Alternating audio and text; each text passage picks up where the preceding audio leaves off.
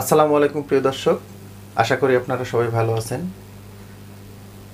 আজকে আমরা করে দেখাবো মুড়িঘন্ট। মুড়িঘন্ট বাঙালিদের খুব ফেভারিট একটা খাবার, কিন্তু সে রান্নাটা পারফেক্ট হতে হবে। তো আমি আজকে আপনাদের খুব সহজেই পারফেক্টভাবে মুড়িঘন্টটা করে দেখাবো। আশা করব আপনারা ভিডিওটা শেষ পর্যন্ত দেখবেন। তাহলে চলুন আমরা রেসিপিটা শুরু করছি। শুরুতে আপনাদের আমি মাছের মাথাটা দেখাবো। আমি এখানে স্ট্রেট 3.5 কেজি ওজনের একটা মাছের মাথা নিয়েছি। মাছটার মাথাটা দেখেই আপনারা বুঝতেছেন মাছটা কত বড় ছিল। মুড়িঘন্ট রান্নার শুরুতেই আগে আমরা মুগের ডালটাকে ভেজে নেব। এজন্য আমি প্যানে 2 কাপ মুগের ডাল নিয়ে নিচ্ছি। মিডিয়াম হিটে মুগ ডালগুলোকে হালকা লাল করে ভেজে নিতে হবে। মিডিয়াম হিটে প্রায় 3-4 মিনিট মতো মুগ ডালগুলোকে একটু ভেজে নিলাম। দেখুন হালকা লাল কালার চলে এসেছে। এখন এটাকে আমরা পানিতে 15-20 মিনিট ভিজিয়ে রাখবো। দেন পানিটাকে ছেঁকে নিয়ে আমরা মেইন রান্নায় যাব। এখন চলে আসলাম আমি রান্নার মূল পর্বে। চুলা একটি প্যানে আমি 200 গ্রাম মতো তেল দিয়ে দিয়েছি। এখন এখানে দিয়ে দিচ্ছি 3-4 টুকরা দারুচিনি, দিচ্ছি 5-6টি এলাচ, 8-10টি লবঙ্গ, দিচ্ছি 2টো তেজপাতা এবং হাফ টেবিল চামচ কালো গোলমরিচ। মশলাগুলোকে হালকা একটু ভেজে নিব। এখন আমি এতে দিয়ে দিচ্ছি পেঁয়াজ কুচানো। এখানে প্রায় 200 গ্রাম মতো পেঁয়াজ হবে।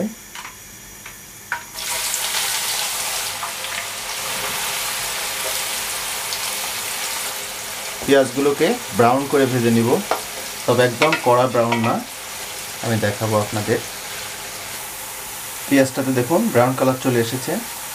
এখন আমি এতে দিয়ে দিব 1.5 টেবিল চামচ রসুন বাটা, দিচ্ছি 1 টেবিল চামচ আদা বাটা,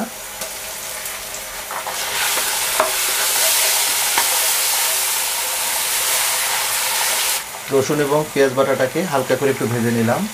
এখন দিয়ে দিচ্ছি 1 টেবিল চামচ জিরার গুঁড়ো, দিচ্ছি 1 টেবিল চামচ ধনিয়ার গুঁড়া, দিচ্ছি 1 টেবিল চামচ হলুদের গুঁড়া, দিচ্ছি 1.5 টেবিল চামচ শুকনো মরিচের গুঁড়া।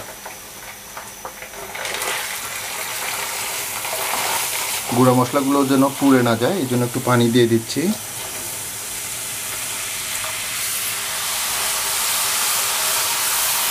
মশলাটাকে খুব ভালো করে কষাতে হবে আমাদের। তো এরই ফাঁকে আমি একটু লবণও দিয়ে দিব। লবণটা আপনারা পরিমাণ বুঝে দেবেন।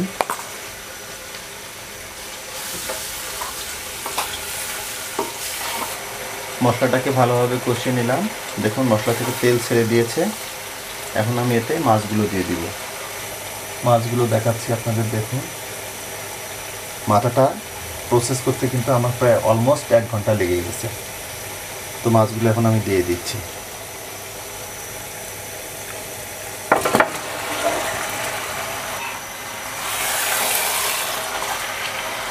এই ব্যাপারে একটা বিষয় বলি আপনাদের, সেটা হচ্ছে মুড়িঘন্ট করার সময় কখনোই আগে মুগ ডালকে কষিয়ে নেবেন না। আগে অবশ্যই মাথাটাকে কষিয়ে নিতে হবে। কেন কষিয়ে নিতে হবে আপনারা খুব ভালো করে জানেন। বড় মাছের মাথা অনেক কিন্তু চর্বিযুক্ত হয়। আর যদি কাঁচা মাছ মুগের ডাল কষানোর পরে দেয়া হয় তাহলে কিন্তু একটা আষ্টেলি গন্ধ থাকে এবং খেতে অতটা মজা হয় না। এই জন্য সবসময় চেষ্টা করবেন আগে মাছটাকে কষিয়ে নিয়ে দেন মুগ ডালটাকে কষিয়ে নেবেন। আমি এখন ঢাকনাটা একটু লাগিয়ে দিব। মাছটাকে 5 থেকে 7 মিনিট আমি কষিয়ে নেব।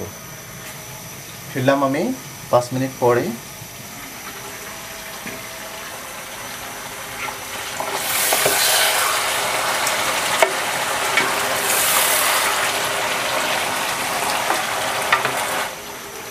ঢাকনা লাগিয়ে আরও 5 মিনিট মতো মাছটাকে কষিয়ে নিতে হবে। ফিরলাম আমি 5 মিনিট পরে। মাছটাকে টোটাল 10 মিনিট আমি কষিয়ে নিলাম।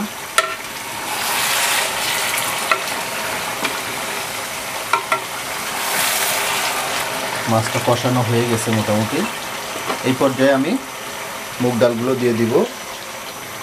মুগ ডালগুলোকে আমি ভিজিয়ে রেখেছিলাম, তো এটা এখন আমি দিয়ে দিচ্ছি।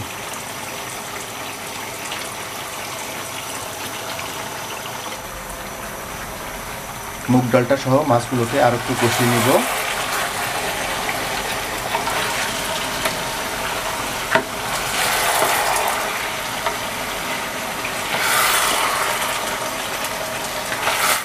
এখন ঢাকনাটা লাগিয়ে দিব। আরও 5 থেকে 7 মিনিট মুগ ডাল এবং মাছটাকে একসাথে কষিয়ে নেব। ফিরলাম আমি 5-7 মিনিট পরে। নেড়ে দিব।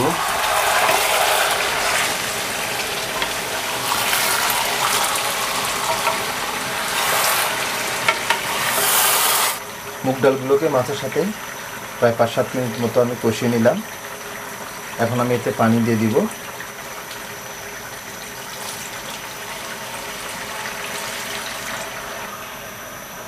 আমি 2 লিটার মতো প্রায় পানি দিয়ে দিলাম। ঢাকনাটাকে লাগিয়ে দিচ্ছি। চুলার তাপটাকে মিডিয়াম হাই করে 10 মিনিট মতো আমরা রান্না করে নেব। তাহলে ফিরছি আমরা 10 মিনিট পরে। ফিরলাম আমি 10-12 মিনিট পরে।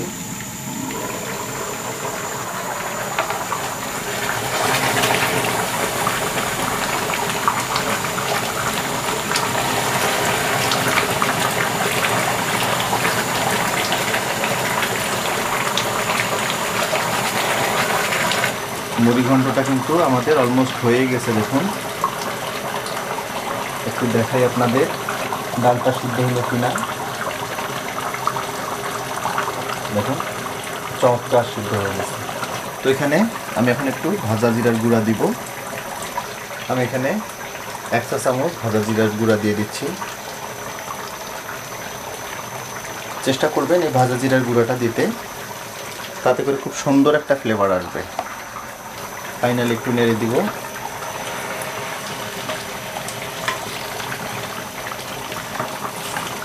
এখন কিন্তু এটা নামিয়ে নিতে হবে, তাছাড়া এটা যখন ঠান্ডা হবে এটা কিন্তু অনেকটাই ঘন হয়ে যাবে। এই জন্য এরকম একটু ঝোল থাকা অবস্থায় নামায় নিতে হবে। তাহলে আমি চুলাটাকে বন্ধ করে দিচ্ছি। এখন আপনাদের একটু পরিবেশন করে দেখাবো কেমন হলো আমাদের মুড়িঘন্টটা।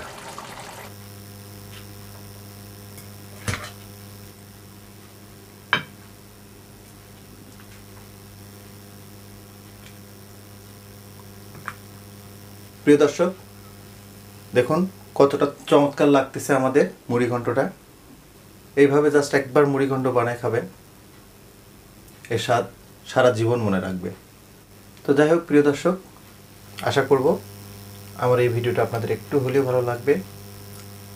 আর ভালো লাগলে রিকোয়েস্ট করব আমার চ্যানেলটাকে সাবস্ক্রাইব করার জন্য, সেই সাথে লাইক, শেয়ার এবং কমেন্ট করার জন্য।